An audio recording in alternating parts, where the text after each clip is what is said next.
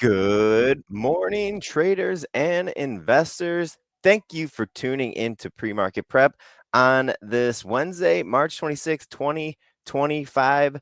Waiting on Wednesday. We are still waiting on those April 2nd reciprocal tariff day. Joe wanted to call the show Wimpy Wednesday. I said, Joe, why is it wimpy? He said, it's just kind of quiet. And I don't disagree. We got some earnings out of GameStop, had some news related to the company adding Bitcoin to its treasury reserve, got some attention certainly by retail investors. Also earnings today, Chewy, Dollar Tree. Healthcare stocks yesterday were bashed. Merck, Pfizer, Bristol Myers, AbbVie, all under a little pressure. Christian here this morning wants to talk about copper as the big story. Tariffs in the copper space coming in weeks versus months. According to Trump, noted some elevated call activity in Freeport. We do have a little bit of econ data today and tomorrow. Durable goods orders at 8:30 a.m. today and GDP tomorrow. Our guest for today, Wedbush's Joel Kulina. Let's get it going here on Pre-Market Prep, folks.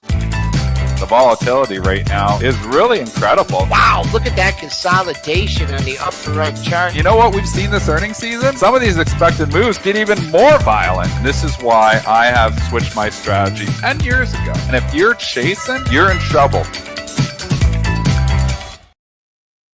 Okay, folks, quiet overnight session here. We're up just a half a handle. Almost matched yesterday's high. Just missed it. A little bit of decline. Quiet day yesterday. We'll see if that persists again. The dollar pretty much flat. The futures hanging out under 104. TLT drifting lower, coming down to that 50-day moving average, down 50 cents at 89.26. USO up 45 cents at 75.27. Off the lows of the session. GLD up 58 cents at 79.05.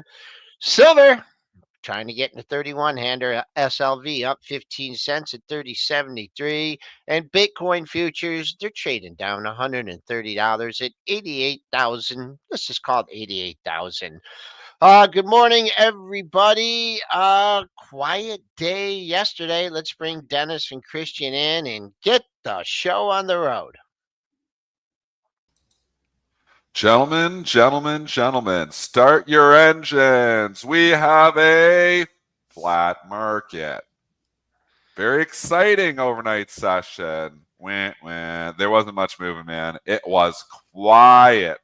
STN room we were quiet because there wasn't anything happening last night. The only thing cool that was happening was GameStop. That was pretty much the only thing cool that was happening. Christian, how was your night? Was there some cool stuff going on? Did you find some stuff happening, or you've kind of found it quiet as well? Hi, good morning, guys. Yeah, I mean, notice it's been getting a little bit quieter in the after-hours market. I thought it was, yesterday seemed like it was worthy of a choppy day. Monday was a big move, very strong breath on Monday, so it seemed normal for a little bit of digestion. One of the things that I was watching yesterday to see which areas would actually, after basically the majority of stocks were up on Monday, wanted to see what the story was going to be on Tuesday in terms of separation in groups, but choppy to your point. And but I would say towards the end of the day, nice little move into the close, which we really hadn't seen over the last couple weeks. I thought it's a little bit of a change in tone where if you go back a couple weeks ago, I just noticed a lot of selling going into the close. So I thought that, I don't know if you guys noticed that too. Yeah, well, obviously, that started a little bit there, from options expiration there. It was more buying than selling, but last couple of days, a little bit of selling into the close for sure. We saw a couple stocks even trading and moving a little bit lower. So it's been kind of quiet. I feel like we're in this period here where we've got April 2nd coming. People don't know what to expect. And it's kind of like the calm before the storm. So we're starting to get into this jockey a little bit. I mean, the economic calendar, I think we have PC on Friday, but it's pretty light this week. The earnings calendar is pretty much non-existent. We have Lululemon on Thursday, which GameStop last night. But I mean, there's just not a lot of headlines happening here right now. Trump has calmed down with his headlines. So I think we're just kind of in the market has been so driven by headlines. It's kind of like we're, in a little bit of a headline hangover here now, where markets are just hanging out, waiting for the next headline, waiting for their next fix. And we haven't got it yet. So now the markets are just sitting here like, well, what do we do now? We're waiting to hear from something. So I think that's why the markets are very quiet here. But I think next week she's going to go wild. Yeah, kind of a atypical post, trading action after a quad witch expiration yesterday, and Joel Kulina could talk more about this when he comes on at 8:35. I think it was the lightest volume day of the year, and Oh, really? the range, average daily range, absolutely collapsed. We had an 18-point intraday range, and then overall a 35-point range. And based on my 9-day average trading range, which encompasses the entire the entire Globex market, is still nearly triple digits. So you're right. You're absolutely right. It's a digestion period of the market. Shorts got caught. You had the expiration push, and then they just had no chance on Sunday night, no chance on Monday. And then just a quiet day yesterday. People that bought that intermediate, that low, they got down and dirty in the SPY under 560, between 560 and 570, that weren't caught in the big rundown. They're like, hey, I don't care if this market goes back to all-time highs. I really don't care. I'm gonna take some profits. And the bulls didn't have enough steam to roll them and get up. I was looking at a little bit higher at 43 and a quarter, and I know I say this a lot, but we have a potential double top here in the S&Ps, 36 and a half overnight versus 37 and a quarter. So that's a clear bogey. If the bulls really want to take this another leg higher, we don't have a lot of catalysts to do it. We do have an 8:30 number. I believe we have durable goods, but 9 minutes into the show, and we're going to talk about GameStop. I'll give you the numbers, and then Dennis, you can give us what your interpretation of the numbers. Really, the numbers make a difference. 30 cents versus 8 cents. Missed on the sales. But you know what? They're getting into Bitcoin. They're getting long Bitcoin at 88,000 here.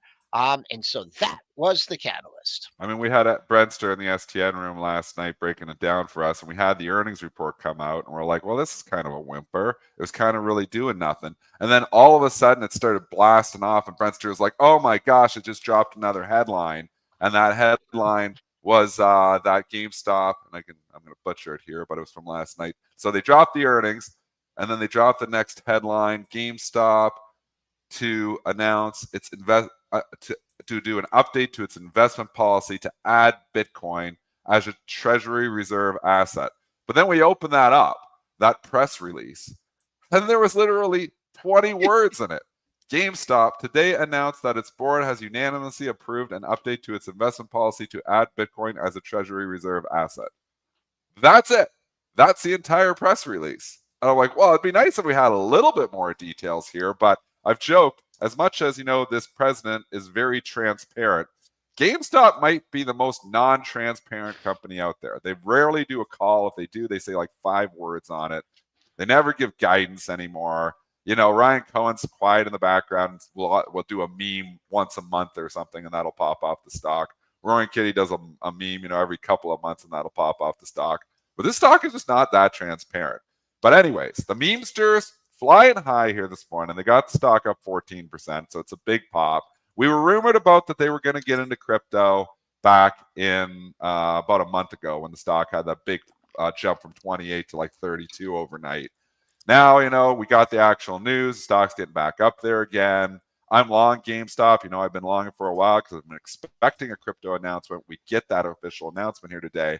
I just wonder if this isn't one of those buy on rumor, sell on news types of events. So, we are popping here, but I think, the pop here a little bit maybe overdone for a 20-word press release here. Christian, are you get down dirty in the GameStop?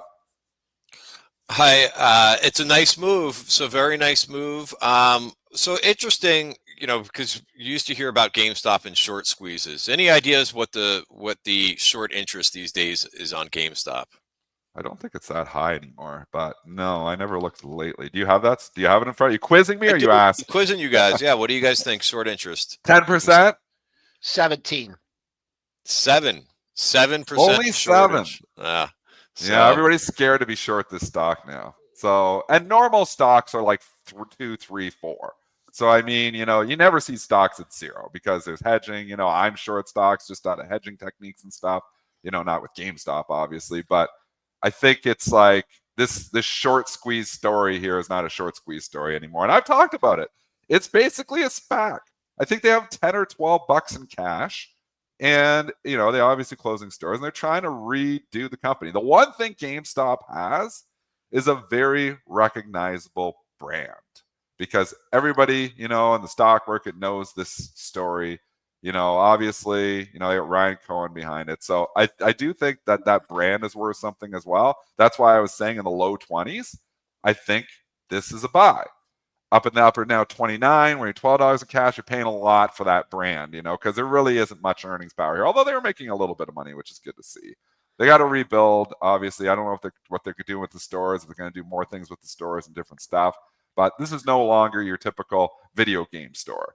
They are rebuilding this, and it could be something cool eventually. Ryan Cohen's a smart guy. So I do have some shares here, but it's a pretty big pop here. I almost wonder if I want to sell and then reload if it gets back down to those low 20s again. That's kind of how I'm thinking about it. I'll just give you guys the pre-market high. I don't know, Dennis. I thought you would be out on Robinhood last night, checking this puppy out, but I don't know how it I don't have a traded. Robinhood account, but yeah, IB same thing. IB after Yeah. hours, same market 20, maker. it got close. It got to 29.92, and that Almost was at 30. this morning. So it did get up. So I mean, I don't know what your target is on this. 29.92, some paper at 30. I watch the open. If you get, if you did get strong follow through that get a 30 bid, maybe a little bit of room in the downside here.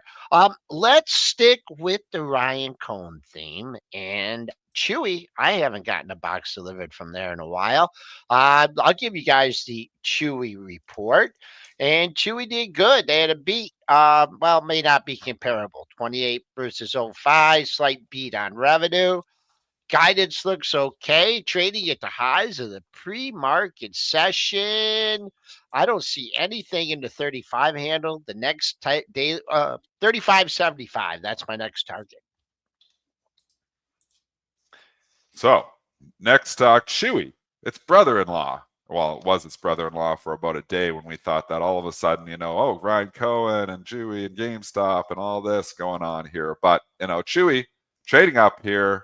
I'll give you the earnings. We're going to let Joel break down the technicals here. CHWY trading up 4.88% here this morning after reporting earnings of 28 cents. Estimates for 5 cents. We don't know if that's a comp or not. 3.25 billion versus 3.2 billion. They are seeing Q1 sales in the 3.06 to 3.09 billion. They're seeing 30 to 35 cents. So that's obviously slightly above. And then full fiscal year sales are seeing 12.3 billion, 12.45 billion versus 12.42 billion estimates. So that's kind of in line. So nothing crazy good here, nothing crazy bad here, but it was a good day to report. It's been a good little couple days for the stock market here, and everybody's kind of excited about stocks again. But I kind of feel like this is more of a nothing burger report, so it's getting a little bit of a pop here. Joel, you got some levels on this one? Well, I just gave you the pre-market high. The pre-market high just made just recently. It touched there a couple times at 35.60. No, Christian's 50-day moving average comes in here at 36. A little confluence with a daily high here at 35.75. So look, that's where the resistance is above. Once again, on a day like this, you gotta respect the pre-market highs. I'm not sure what the expected move was on it, but they like to report trading into green today. If you're looking for support, or you have the gumption to short this off the open, looking for a gap fill, 34.27 was the top of yesterday's range there in Chewy. Christian, do you have a pet? I do not. No pets. But nice move. 35.64, where I see a little bit of resistance. Next level up, 36.57 for me. CF, you wanted to talk copper here today, and you've been talking about copper, and you've had a position. Yeah, I believe you had a position in FCX for a bit, but you're in SCCO. And we did get some news here overnight. Can you just tell us about this copper potential tariff stuff and how you're approaching your trades? Yeah, I mean, copper has been has been, basically ripping over the last couple of weeks. It's been one of the best performing commodities. Let me just get the see if I can get the news up here on this. What did I do with it?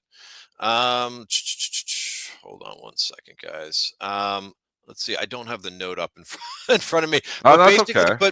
but Trump is coming out and saying that he thinks this came out overnight that he thinks that tariffs will be coming. He said weeks instead of months. So we haven't really heard too much about copper. We've heard about a lot of other possible tariffs on things. But meanwhile, copper has been taking off, and I have been seeing a lot of notes being shared about the move in copper.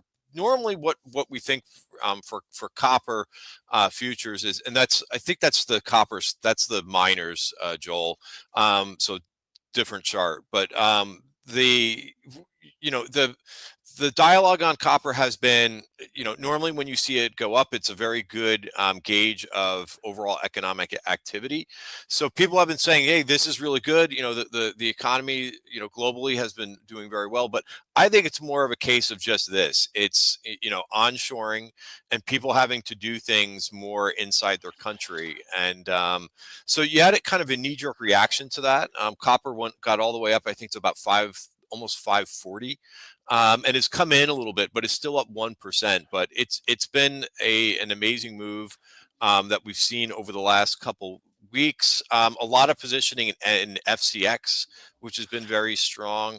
And also, I tend to like, even though we tend to see the option activity in Freeport McMoRan, I actually like the chart, and I usually trade Southern Copper. And I just recently added Southern Copper to one of my portfolios. But yeah, I think that chart's a bit more constructive. Talk to about SCCO. Why SCCO over? Just because the chart looks better than FCX? I mean, the charts look kind of similar, but why SCCO? Yeah, just because the chart looks a bit stronger. There's a little bit less overhead resistance to get through. We did get a move above the 50-day moving average. The last, I think that was on Friday that SCCO got above there, and I think it could run. I've got one target at 110.34 on my charts, and then another I see major resistance up at 115, which is about a 13% from here. So if that kind of goes along, and if we hear more about that, considering he's saying weeks, I don't know if that will be announced on that big date of April 2nd that everybody's looking at, but this could be in play a little bit more than that. I believe Emily has been in the STN room, has been pretty aggressive in this FCX here, and it's a good, She's making trades in it. that's a nice move. Trading up, I mean, the tariffs, what's going to be announced, it's good. I mean, I guess a slight negative would be, higher commodity prices means, higher inflation. So I guess that would be the negative of it. I'm just looking just technically, just short term here. Look at all this congestion here at 44, and that's where we're trading right now. It had a long period at the end of November and the end in early December, just kind of chopped around 44 before it broke down. So yeah, we could trade through it today. We're already up 84 cents. But after this kind of move from 40 to 44, not much of breathing room at 42. You got to wonder, are the big boys they're just going to go 44 bid for size here and support this thing? So that's what I'd like to see for them. We did pop up over that in the pre-market high. Pre-market high comes in at 44.39. And I guess, I mean, if copper, steel, I mean, we did get some warnings last week, but shrugged it off. I know we got some upgrades. I know X got an upgrade and NUE. So NUE, they just kind of shrugged that off too. So steel, copper, looking good. The one thing to consider too is we've been talking about 50% retracements, and we have so many stocks coming back up towards the 50% retracement. I'll just ballpark it: 55 back in like May of last year, 35, 34 back, just a couple of weeks ago here. Now we're back at 45. I mean, so if we're just saying, stocks, waves, whatever you want to say, coming up 50%, I logically think you're going to run into resistance here, and again, 2025, I know I'm repeating myself a lot, but I'm repeating myself because it's working. You repeat yourself when the strategies work. I mean, we just went straight from 34, 44. You might have 45 in there, but I mean, it's not going to be easy sledding here now. I mean, the easy sled, the easy ride has already happened. We've rallied, in the last 10 trading sessions, basically 25%. So again, repeating what Brian Shannon has said yesterday, I mean, breakouts work great when they're sitting there consolidating, but when you run 10, 15% into the breakout level, you're a lot of times going to be disappointed if you're buying the breakout because it's right there. It might just sneak its head above it, but you've went there, you've already had a big move. A lot of short-term traders sitting on a lot of profits that may want, and we've had a choppy year. So this isn't the kind of stock that I'm kind of coming into now. Now that doesn't mean it can't continue. Right. I mean, I was just going to interrupt for a second just to give you the open interest, because they've been accumulating, and we've mentioned, I've mentioned FCX a couple times over the course of the last couple weeks, because this is when they started really putting on that position. This is the May 50 straight calls, 135,000 contracts, and they've been accumulating that. I believe it started about a week and a half ago. I think that's when I originally had mentioned it. So, there's been positioning for this. Also, the May 45 straight calls have 89,000. The June 45 strike calls have 62,000 in open interest. So someone's been doing this for the last couple weeks. Sometimes, when there's nothing going on in a name and you start to see that type of accumulation, somebody's picking up on something. So, again, I agree with your point that it's already made a decent move. And, and that's why we mentioned this, going back a week and a half ago about the big accumulation. Christian, could you explain that, or Dennis, you can too, like the significance of that open interest there at 45, the possible pinning action that can going on? Because there's also people short those 45 calls, right? That don't want to see them in the money. Could you just talk about, I mean, we don't, we'll have weekly expirations, and I think you Sure. talked about going out May and June. Do they roll those contracts? Could you go into a little bit of the dynamics of this big open interest? So, yeah, well, the dynamics is like, obviously somebody knew, somebody thought something was going on and was looking for a big move, and options are used for leveraged.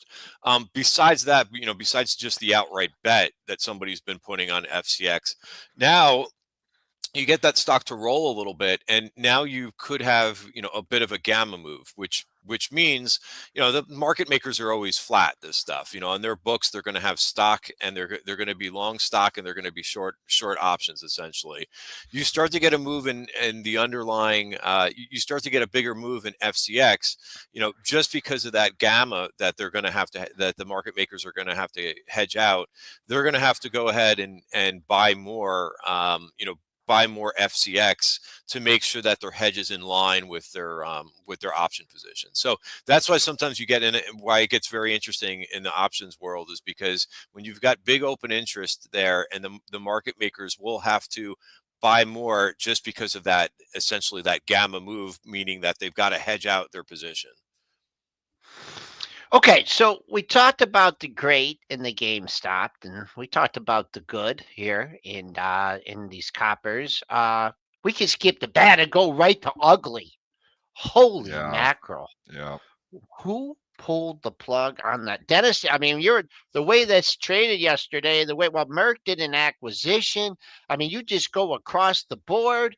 Risk off day. You were looking for like major government regulation or something today, but man, these are some It was ugly just looking charts here. maybe like the risk on, and they just, like, we were looking for some, Christian, if you saw something yesterday too that maybe was a driver here, but I know like that, that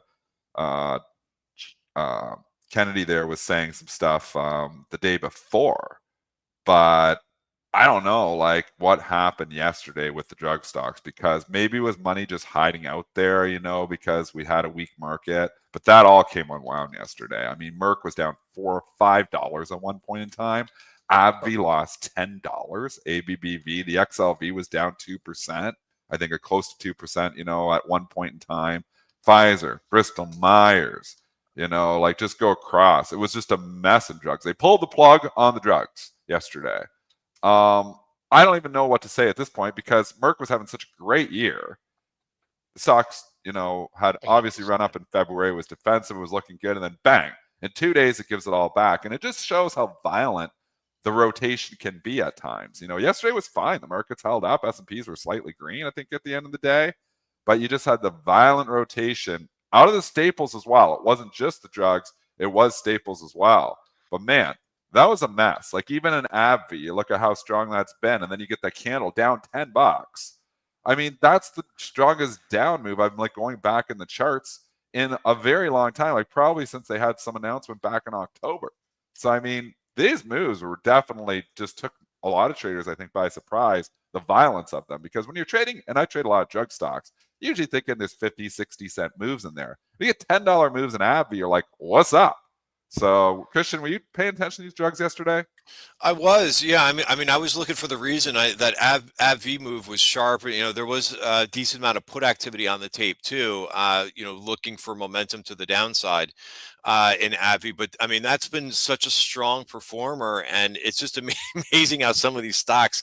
Well, you think, oh, geez, I've got a good name that's been kind of showing some strength, and it gets hit. And then I started to kind of look across some of the other names, and you brought up Merck too, which was another one too. But I went up and down some names because I couldn't find the news originally either. I thought it was that they were possibly deciding whether or not, I saw this just as you mentioned the day before where they were talking about maybe not having healthcare commercials on TV anymore. Yeah, as mentioned.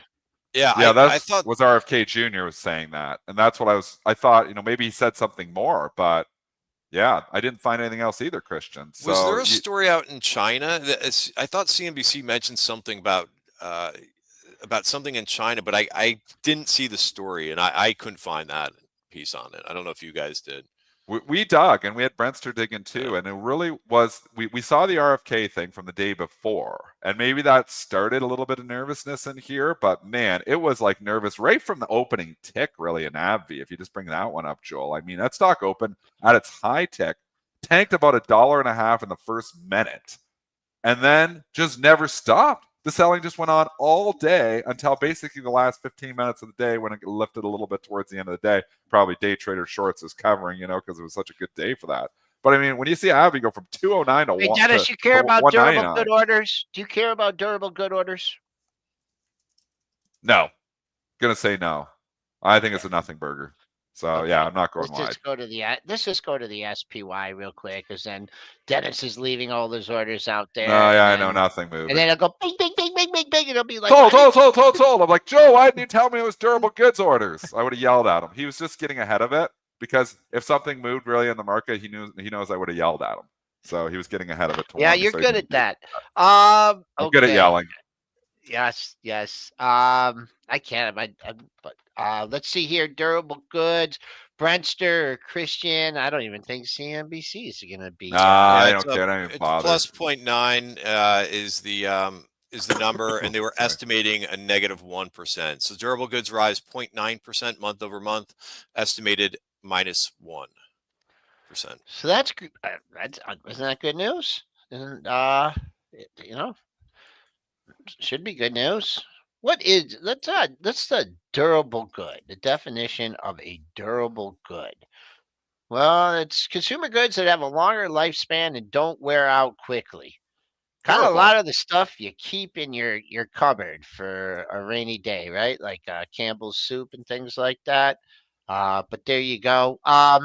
Little move downward, Dennis. I don't know. I know your bids are probably and stuff like there's all kinds of like durable stuff that lasts a long time. Refrigerators, washer, right? Richard's all over. Washer and dryers, refrigerator, appliances. I think about, but other stuff, there's lots of things going durable goods. But the market doesn't seem to care.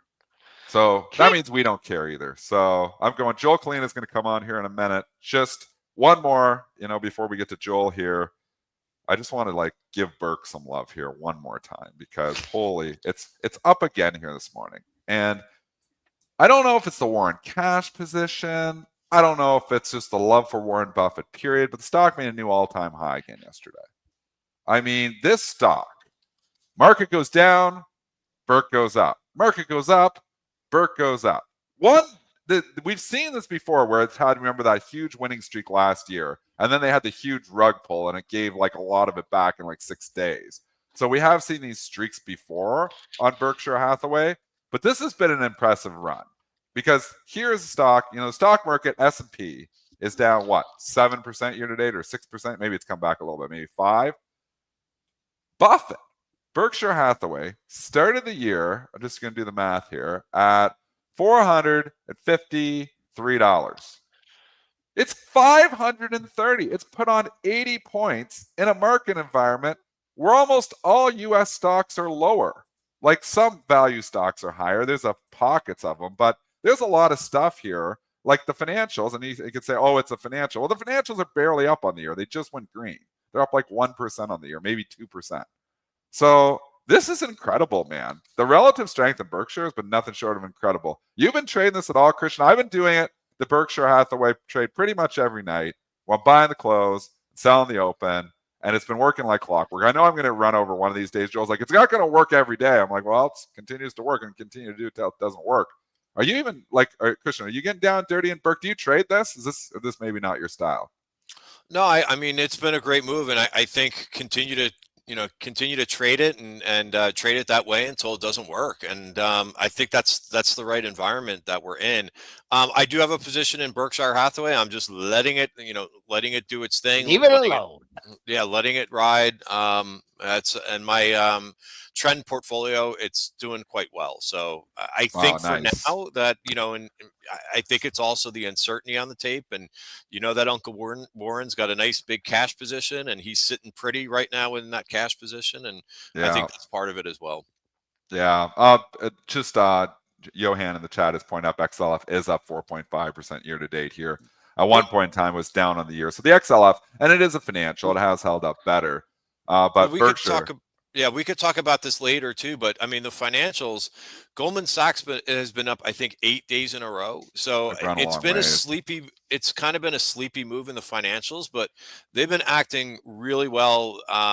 Clearly globally has been amazing for the financials, but we could talk more about that later. But it's been an impressive move globally for financials. But even the U.S. financials have been coming up pretty decently over the last week and a half.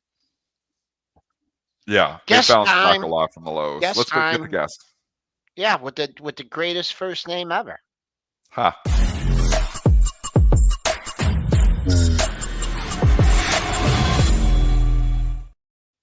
All right, bringing Joel Kulina to the stage. We all know him from Wedbush Securities, head of technology, media trading.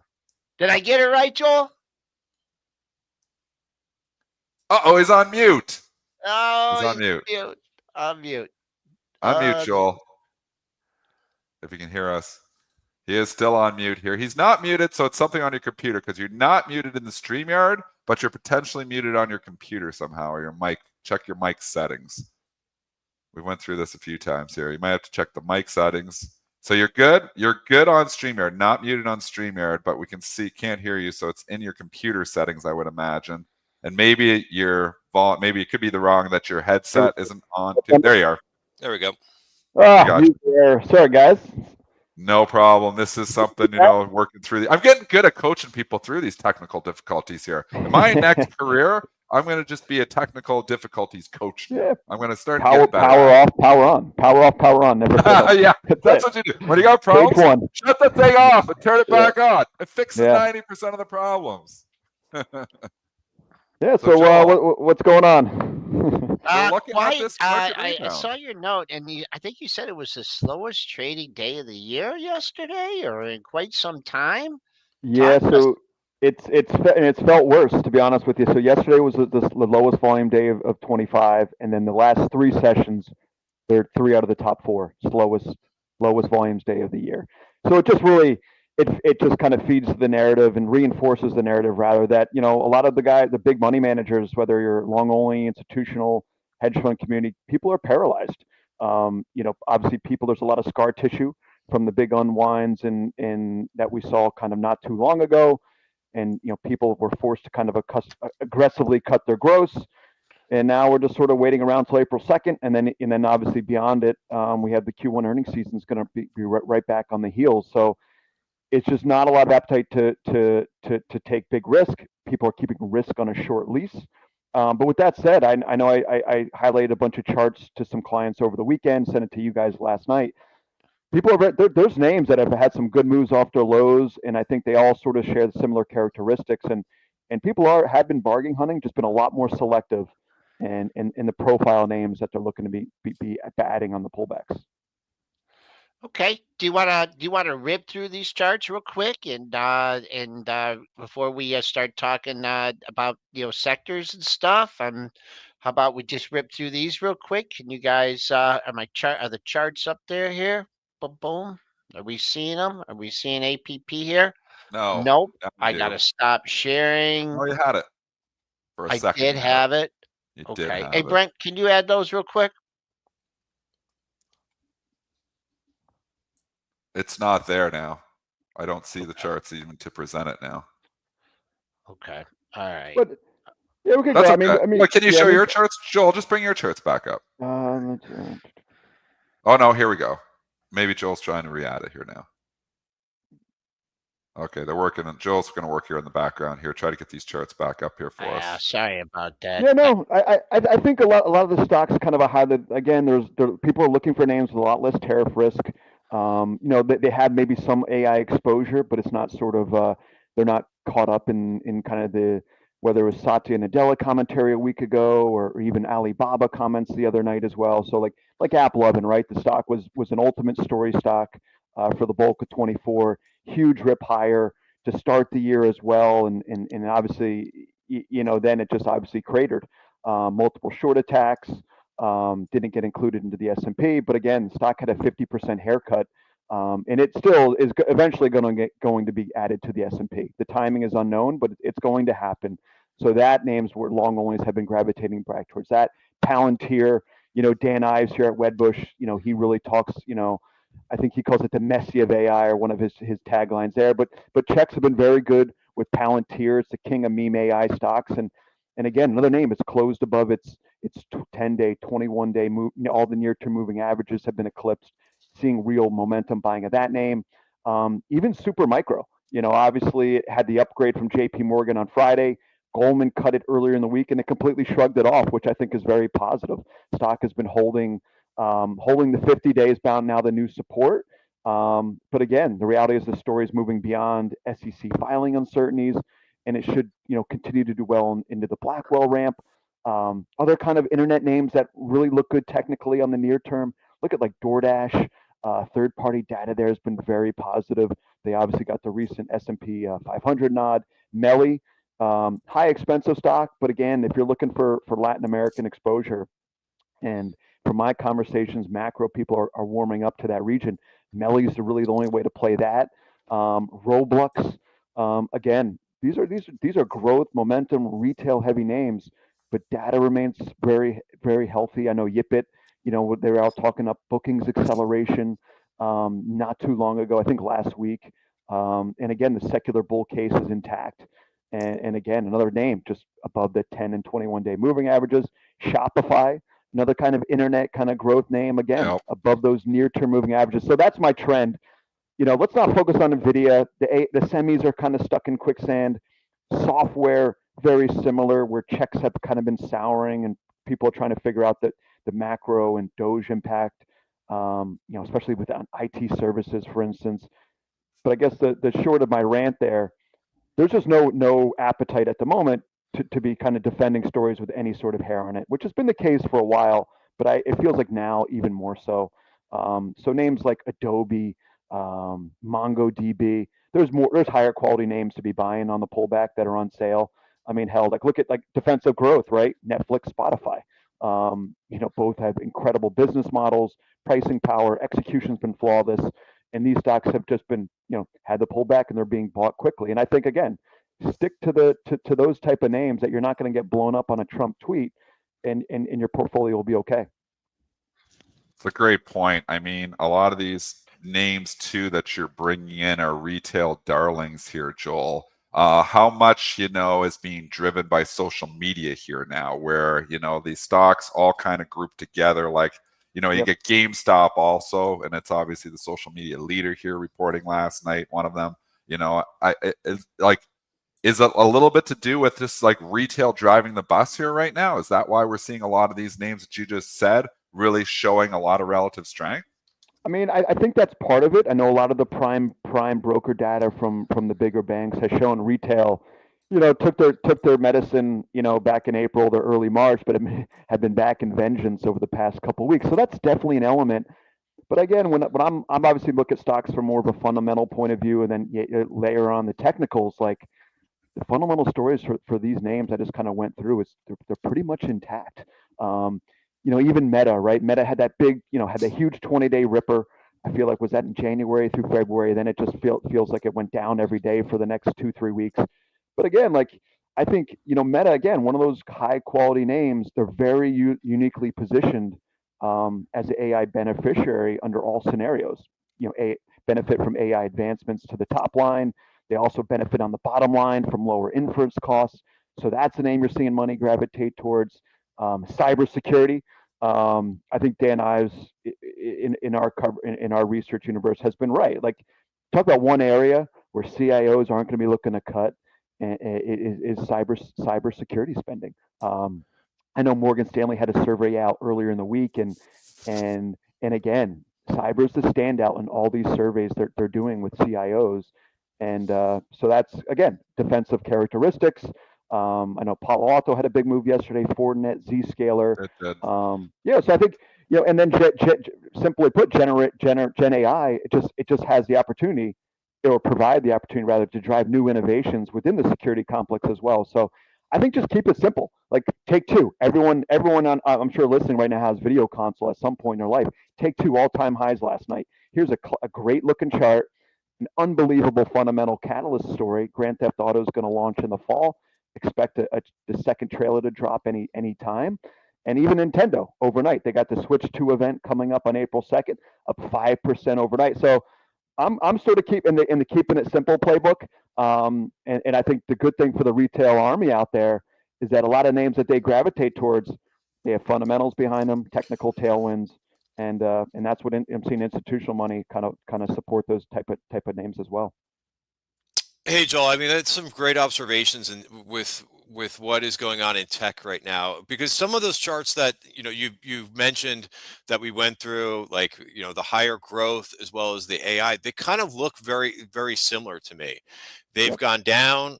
They had a nice move on Monday. They kind of moved a little bit, but they're still kind of, doing something a little bit. They're still kind of, trudging along like the lows a little bit. They just can't seem to get off the mat as much as the cyber stocks are, which had to your point, had a great day yesterday. I mean, really nice breath.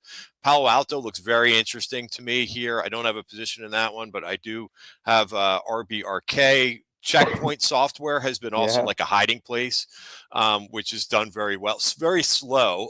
I've been in that name for a few weeks. It's barely moved, but it actually, it also hasn't had the downside move. But do you think like the Take Two and the Netflix, which again, streaming subscription names, people aren't going to cut back on their Spotify and Netflix. Do you think that that's a better theme to be in right now? There was this story out last a day and a half ago with the Baba story and Joe Tsai about AI. Do you think that's part of the issue with some of those higher growth names in AI? 100%. I know Satya Nadella. So he did a podcast 3 or 4 weeks ago. I'll have to look it up. I think it was the Dwarkesh podcast. Apologize, I know I got that name wrong. And he sort of was just he sort of questioned where we are in the AI build and ROI, and sort of is there going to be a point in this year or next where we reach kind of overcapacity? And that's sort of what Joe Tsai was saying last night as well. And is he maybe trying to talk up his own book? Perhaps that's what the bears will spin it. But like I said, he really was just echoing the same message which Nadella was telling us, back in early March. So I think, look at NVIDIA. They sound great at GTC a couple of weeks ago. They gave us a pretty good definitive timeline on, Blackwell Ultra ramp, Rubin, looking out beyond, and the stock just can't move. And I think that's very telling. And now, like, again, really, other than Meta, like, all the mega caps, they're a lot more debated than they had been, coming into the year. With Amazon, you get the near-term debate on Q1 AWS growth, health of the consumer. Google, obviously, you're going to have the camp out there that thinks, traditional search is at, serious risk with just the rise of all these, commoditized large language models, which are being rolled out, and younger generations are shifting there. Microsoft just can't get out of its own way. Maybe sentiment's starting to fall there, but again, people are really waiting for the second half, for this Azure reacceleration story to take hold, and it just hasn't played out yet. So if that story is sort of stuck in the mud, buyers are higher type of scenario, and then Apple, again, it's just the classic, funding short, hard to find any convicted bulls in Apple out there. And I think rightfully so. It usually outperforms on the unwindy days, and I think there's real concerns just around their product innovation moving forward. And I may have touched on that last time I was with you, but yeah. So like the mega cap stories, they're just they're a little bit more hair on it. So it feels like Spotify, Netflix have become they've replaced the mega caps as more defensive names within large cap tech. Awesome. Thank you, Joel. It's a long answer. I'm sorry about that. No. It was a long question.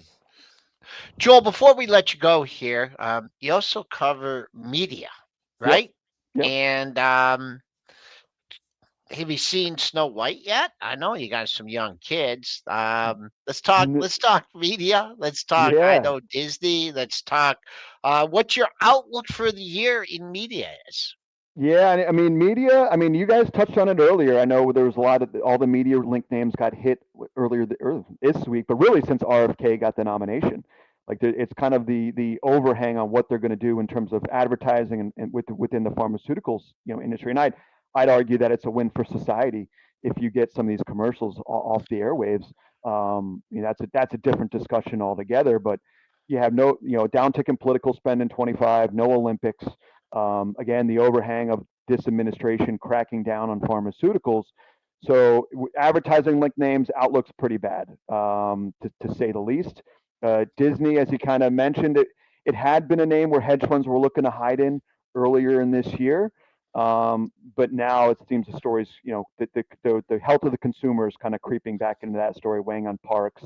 We know their film business has been spotty, and to say the least. You mentioned Snow White. Thankfully, it's not on my kids' request list, so we won't be going to see that. And they sort of, butchered sort of the Star Wars franchise as well. So there's questions on the execution front with Disney, but the names you're seeing people gravitate towards in that space, what you'd expect, right? Fox continues to kind of grind back towards its highs as well. Throw News Corp in that camp as well. And then IMAX. You mentioned the movie theater, so we really like IMAX. I love it as a short versus Cinemark, mainly because the delta last year was massive. Cinemark outperformed by over 50%, but now the slate this year, going to be strong. The slate really improves Q2 and beyond, and it really benefits a name like IMAX. You have another Mission Impossible movie coming out. They're going to be using IMAX technology to film this one. They didn't the last. Superman, Fantastic Four, Thunderbolt, Avatar, Jurassic World. So IMAX is really levered towards these more blockbuster tentpole titles, whereas Cinemark's more family friendly. So I kind of like that pair trade. It's worked year to date, and I'm sticking with it. So that's one name I kind of gravitate towards. And then obviously I mentioned video games earlier. They're under that media umbrella. And I think, again, a safe haven defensive group of stocks when there's just so much noise everywhere else.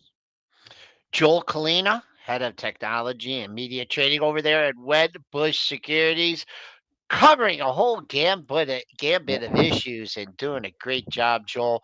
Really enjoy having you on. We're going to have to be sneaking you on a little bit more often. We know you're a busy guy over there. I like it. Let me always, know. Yep, always appreciate your input. Okay. All right, guys. Take care. Thank you. Thanks, Joel. Bye. All right, 8:51. Yeah.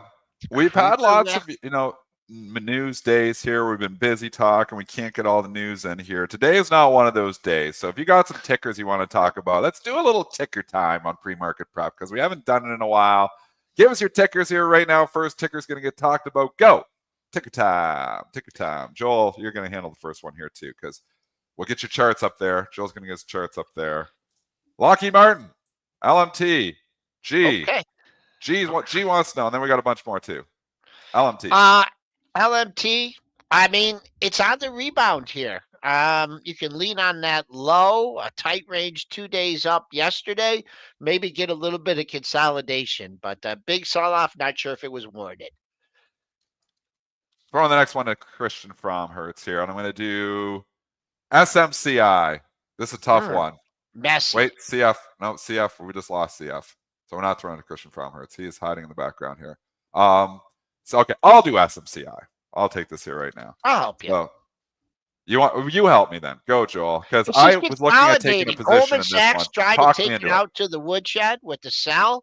It bounced back that day. I mean, it's just quiet. That's all I can say. It's holding the 50-day. It can't break up. I mean, it's a nothing burger to me.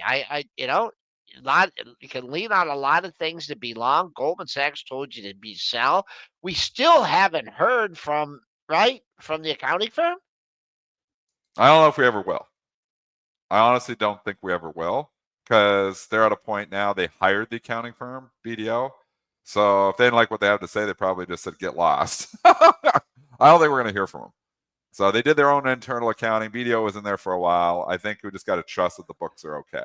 I don't know if the market totally does, though, because like I said, this is trading like, well, it's on the forward guidance, because they were a little more conservative, probably because they got to do clean books now. Just joking. 15 times forward earnings. It's not as cheap as, you'd think it was, back when it was trading 25, 26 bucks. But still, it's comparable to Dell, direct peer. But I say, I don't have any accounting uncertainties with Michael Dell. So I'm like, maybe I want to go Dell over SMCI. It was setting up, though. It looked like, I thought we could get a test up there, $44.99, but it just doesn't want to get going. And maybe it's the market stalled for a couple days here, but it just looks like it's just, it's bunching up here, wants to go a certain direction, but it really didn't rally with the market the last, week when the market had the big rally. So that's somewhat concerning. Overall, the relative strength here has been very poor. Next, UPS. This is a stock I haven't looked at for a while. The value trap of all value traps remains a value trap, and Gabe pulled the rug out from this sucker yesterday too. Man, the value trade just came off hard yesterday. It was the Jogs, it was the Staples, and it's UPS. UPS dividend, Joel. Guess. You always put me under the quiz. Guess what the UPS dividend is. He's on mute. Okay, unmute yourself. No more muting on the show. We're going back and forth. 13.29%. 13%. I'd be long it if it was 13%. 8. No, it's 5.96. But it's How never much? really. It's always been like a 2-3% dividend yielder for years. It's now 5.96 because the stock price has just come down so much. The stock is very near a new 5-year low here, folks. Something is sour in UPS. So I'm staying away. Relative strength is horrible. I do see the lows of February, and bottom picking is allowed, but 109, 110. I wouldn't want to start making new 52-week lows, because when a stock makes a new 52-week low, you got to go.